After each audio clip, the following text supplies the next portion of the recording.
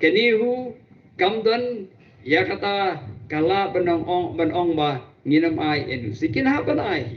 pai ba na do pengiseng ya ka Voice of the People Party house na bajara kuwe ngimpat set kala yo pai ba hadin ba fiat pen mi sangut ki amale hangtai ha Legislative Assembly ngimpat set kala yo pai ba habang na jit ya UMP uban mi Sethesa Lok Sabha ngimpat set kala yo pai ba hadin bangila job ya ke MDC election kumtaru pai ba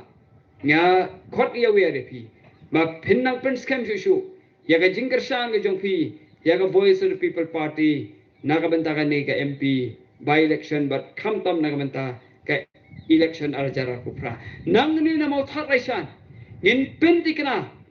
baga Voice of the People Party kan yo ban pha ya ulane ka MLA ka ban lek lane uban lek hangte ha Legislative Assembly kata ka hong ka jongi bat ngamdon ka jingaratin ya ka jingkar sang ka jongpi nang ni na mau that raisan constituency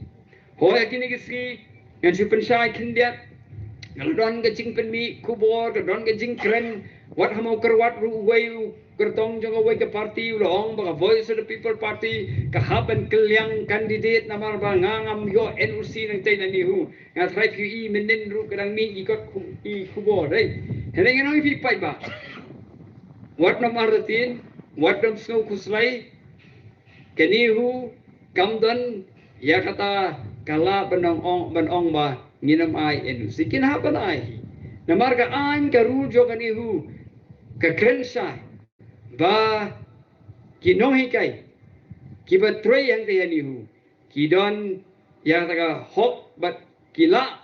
ban yale i election sa lakalong MDC lane benong MLA lane benong MP hendeng isudan kam tangi ke NUC